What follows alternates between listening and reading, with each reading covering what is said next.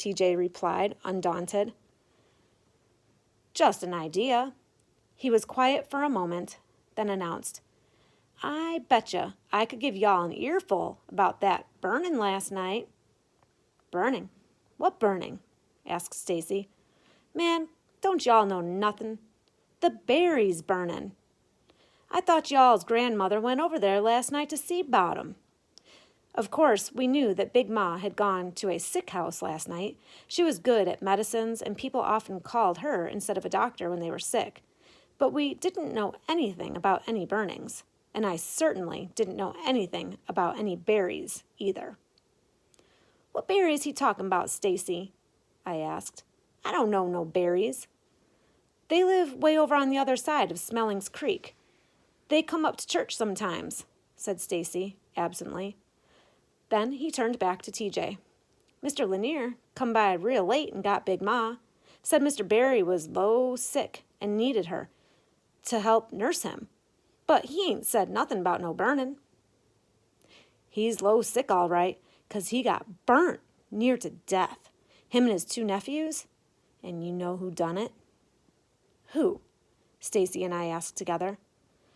Well, since y'all don't seem to know nothing, said TJ, in his usual sickening way of nursing a tidbit of information to death, maybe I ought not tell y'all. It might hurt y'all's little ears.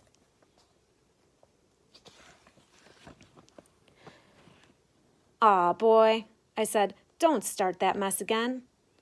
I didn't like TJ very much, and his stalling around didn't help. Come on, TJ, said Stacy. Out with it. Well, TJ murmured, then grew silent, as if considering whether or not he should talk. We reached the first of 2 crossroads and turned north. Another mile, and we would approach the second crossroads and turn east again. Finally, TJ said, okay.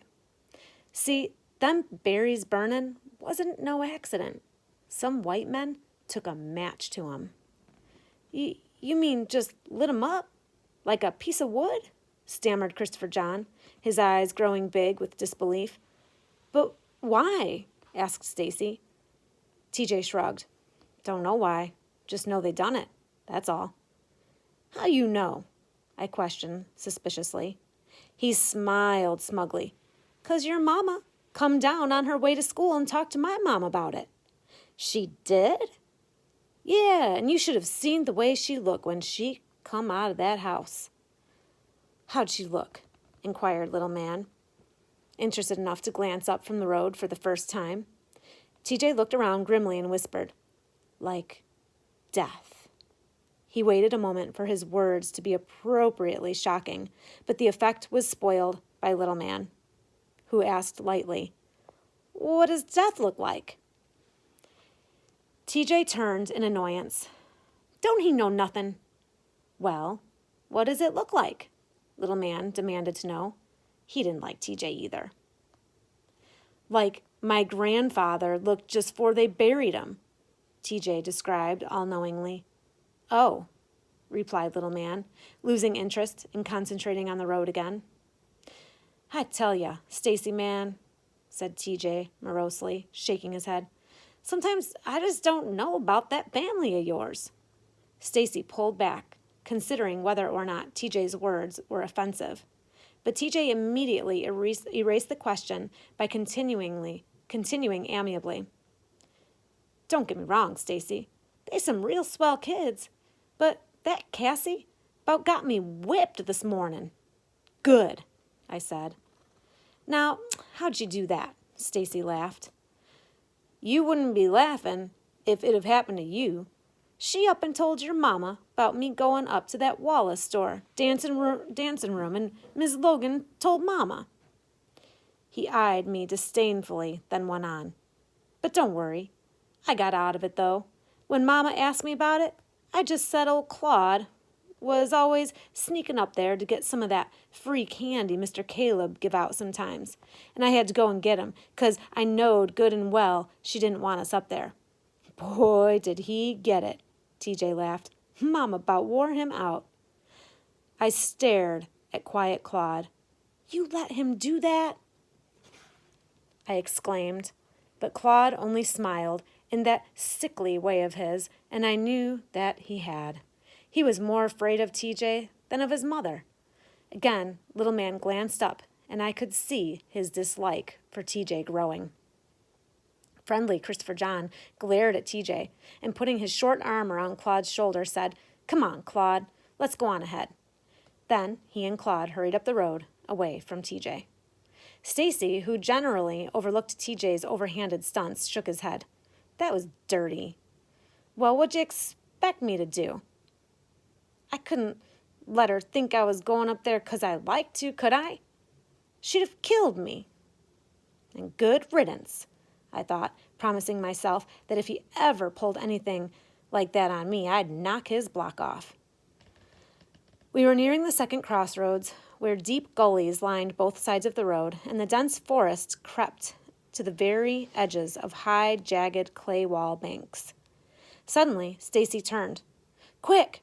he cried. "Off the road!" Without another word, all of us but Little Man scrambled up the steep right bank into the forest. "Get up here, man!" Stacy ordered, but Little Man only gazed at the ragged red bank sparsely covered with scraggly brown briars and kept on walking. "Come on, do like I say." "But I'll get my clothes dirty," protested Little Man. "You're going to get them a whole lot dirtier if you stay down there. Look!" Little Man turned around and watched saucer-eyed as a bus bore down on him, spewing clouds of red dust like a huge yellow dragon breathing fire. Little Man headed toward the bank, but it was too steep. He ran frantically along the road, looking for a foothold, and, finding one, hopped onto the bank, but not before the bus had sped past, enveloping him in a scarlet haze, while laughing white faces pressed against the bus windows. Little Man shook a threatening fist into the thick air, then looked dismally down at himself. "Well, old Little Man done got his Sunday clothes dirty." TJ laughed as we jumped down from the bank. Angry tears welled in Little Man's eyes, but he quickly brushed them away before TJ could see them. "Oh, shut up, TJ," Stacy snapped. "Yeah, shut up, TJ," I echoed. "Come on, man," Stacy said, "and next time, do like I tell ya." Little Man hopped down from the bank. "How's come they did that, Stacy, huh?" he asked, dusting himself off. "How's come they didn't even stop for us?"